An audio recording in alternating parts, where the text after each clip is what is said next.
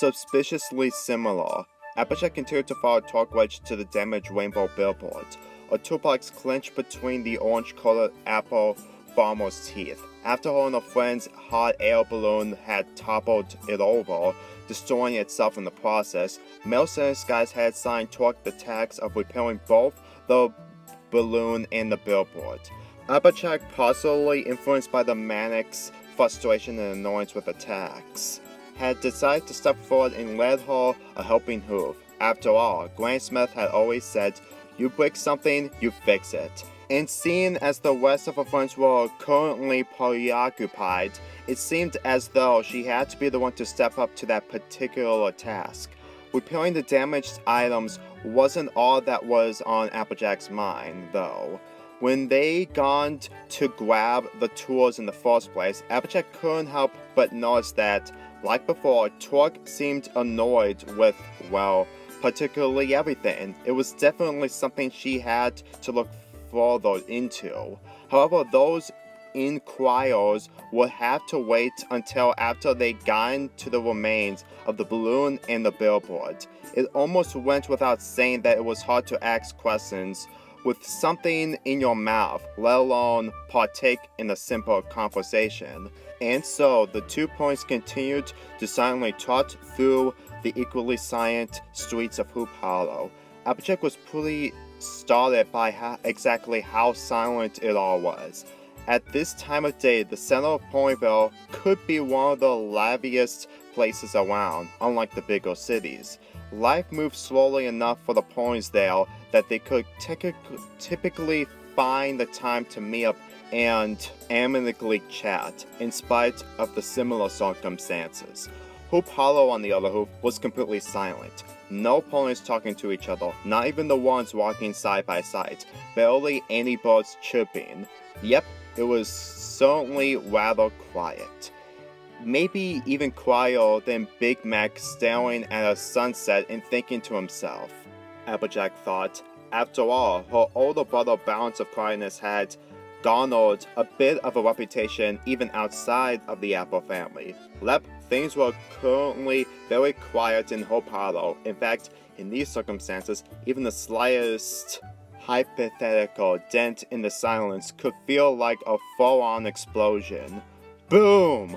Which would make an actual explosion sound like the end of the world was forthcoming.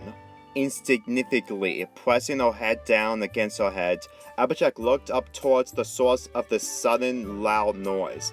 There, up in the sky, she saw an all too familiar rainbow-colored range. Applejack lowered the toolbox to the ground. A sonic rainboom? Rainbow? She asked, knowing full well that the Pegasus in question couldn't hear her. That's you and Twilight's big solution to this whole every pony being colorless problem? Applejack looked back down, then turned to look at all the other ponies in the town square. While they were currently startled by the sudden blast, the dull, lifeless colorations had not regained any of the luster they once apparently had. Almost as quickly as it barged its way in, the incident faded from the forefront of most of the ponies' thoughts.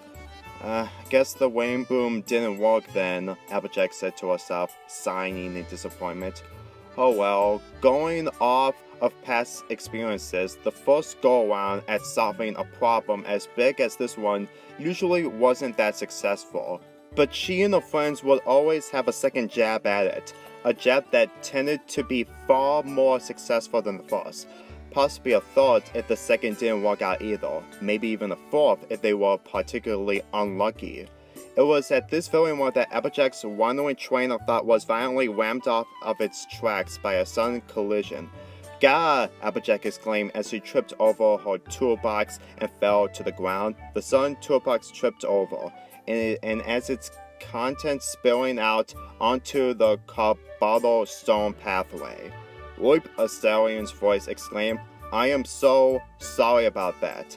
Applejack groaned. She hadn't been that hurt, but the sudden impact had certainly jarred her senses. In an effort to get rid of her sudden bout of dizziness, she quickly shook her head back and forward. Satisfied with her efforts, she looked back at the pony who just spoken to her and saw a strangely familiar face staring back at her. One that looked suspiciously similar to a certain older brother of hers. "Are you okay?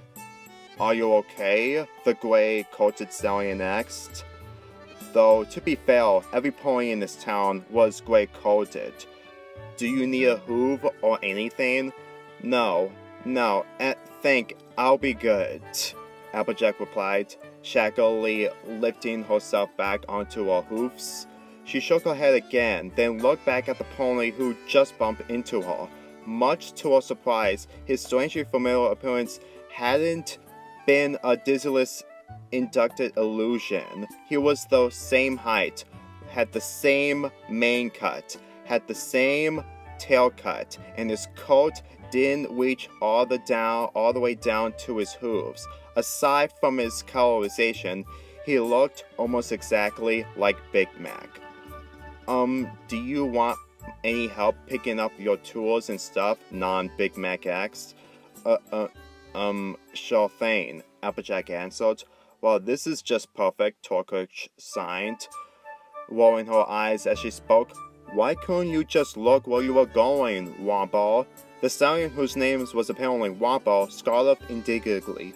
"Or Torque, I'm sorry that I got distracted by the giant rainbow explosion in the sky." Okay, settle down, you two," Applejack said, gesturing towards the 2 ponies with her front hooves. "This ain't something worth blaming ponies for. It was just an accident." She turned to Torquich. "Why don't you just go on ahead to the billboard? I'll catch up with you in a few minutes once I'll finish picking up all my stuff." Again, the medic rolled her eyes. Fine, but make it snappy, okay?" "Can do," Applejack responded, nodding her head as she spoke. With that, Torque started walking away from the other 2 ponies. "Don't even think about dilly-dally, Applejack," she called out as she walked away. "Wouldn't dreamed of it."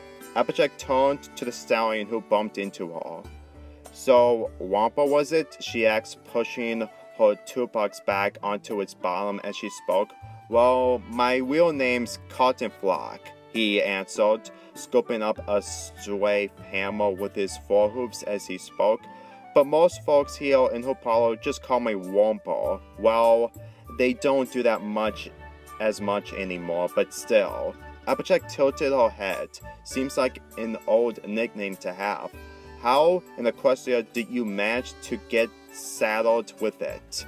Wompo chuckled. "Well, in case you haven't already noticed, I'm one of the biggest ponies here. By a pretty wide margin at that."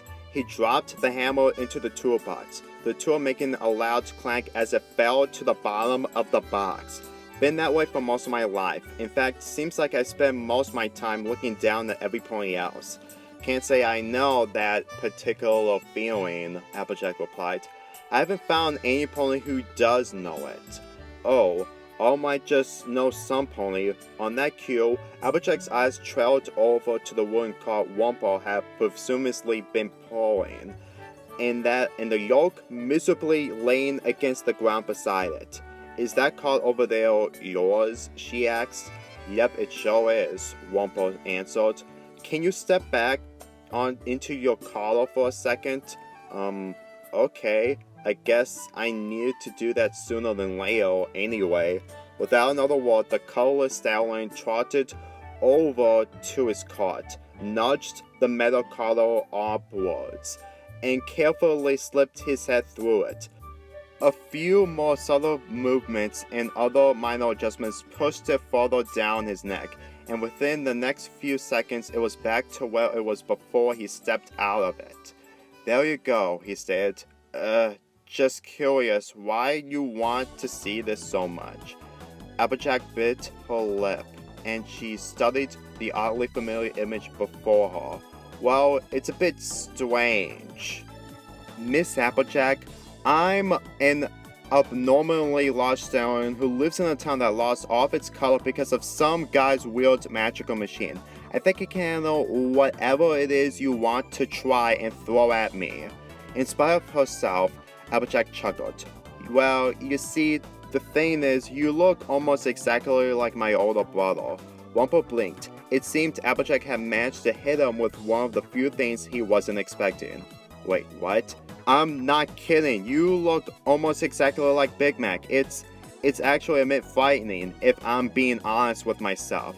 As she spoke, she continued to pick the various tools up from the ground and pick them back in the toolbox. Well, I've never met this Big Mac before, Wumpo shrugged his shoulders. Exactly how similar are we talking? Almost exactly like him. No, there's no way, he said in disbelief. You're exaggerating. I'm telling you, it's downright crazy. Show me a picture of him, then we'll see how scary it is. I'm afraid I can't do that right now. Do you really expect me to just randomly carry around pictures of my family wherever I go? No, but still, unless you have proof with you, I refuse to believe we look that alike. Applejack groaned, but immediately had to give in. Fine, but I'm telling you, you look like somebody dumped a ton of gray paint on him. No offense. Not taken, he shrugged again. But I do kinda miss being blue. Yeah, sorry that happened to y'all. No need to be sorry, I accept it, you know? Well, the good news is, Applejack took a few steps closer to him as she spoke. Me and my friends are trying to see what we can do about it. Wumpo's eyes win. Wait, really? Yep, Applejack nodded.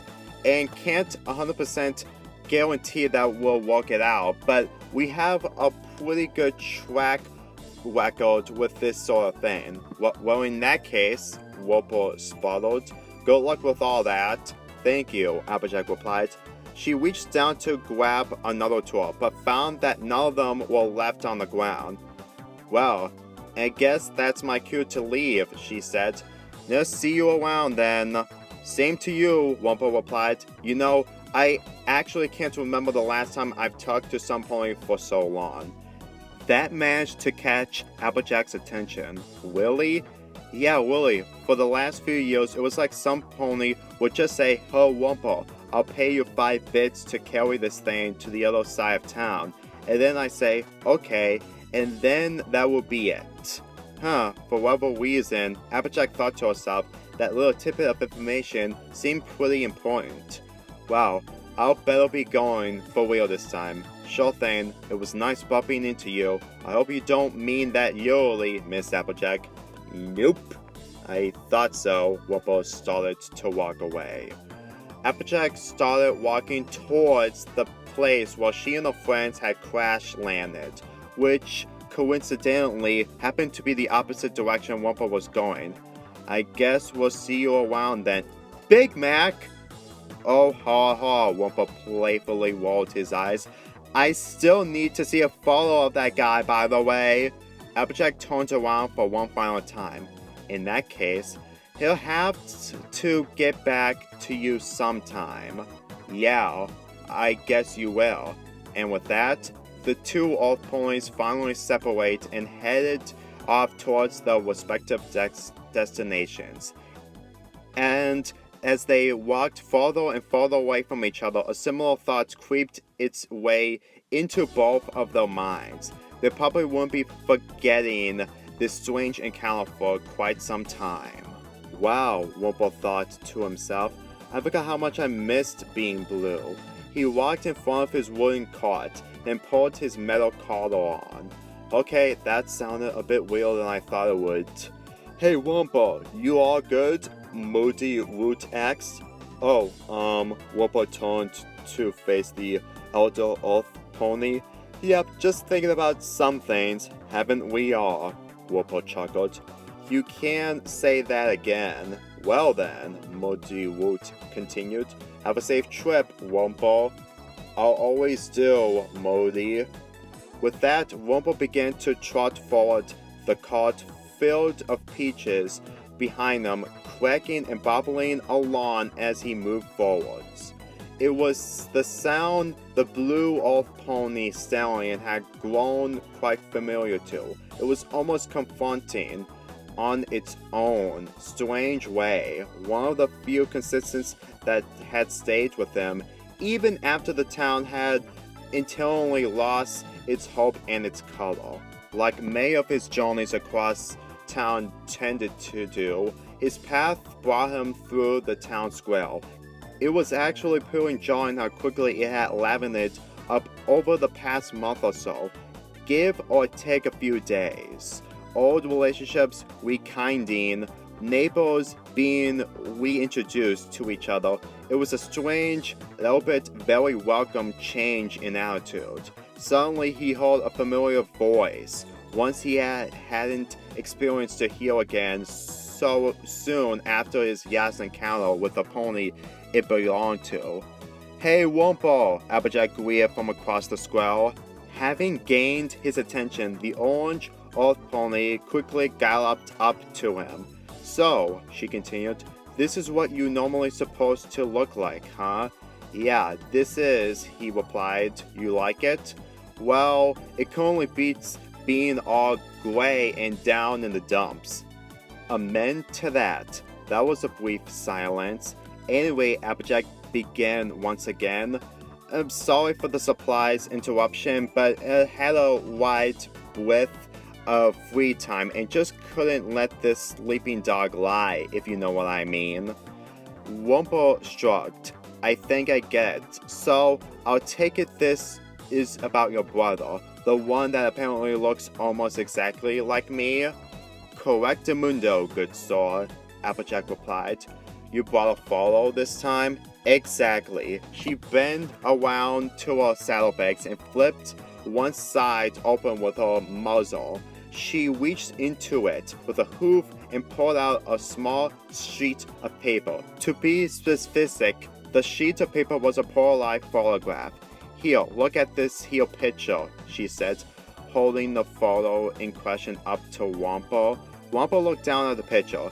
It showed a large, wet-coated off-pony stallion with an orange mane and a green apple for a cutie mark. "So, this is Big Mac?" he asked. "Yep," Applejack replied. "Now, do you see that I was talking about before?" Wumpo continued to study the large, red-colored stallion in the picture. He looked at Big Mac's mane, then his own. He looked at Big Mac's hooves, then his own. This continued for some time. Wumpo taking in every little similarity between him and Applejack's older brother. Finally, he spoke. "Yeah, you're right. This is a bit odd," he said. "Ha!" Applejack exclaimed, victoriously pointing a hoof at him. "I told you!" "Yep," Wumpo signed. "You sure did." And that was that. End.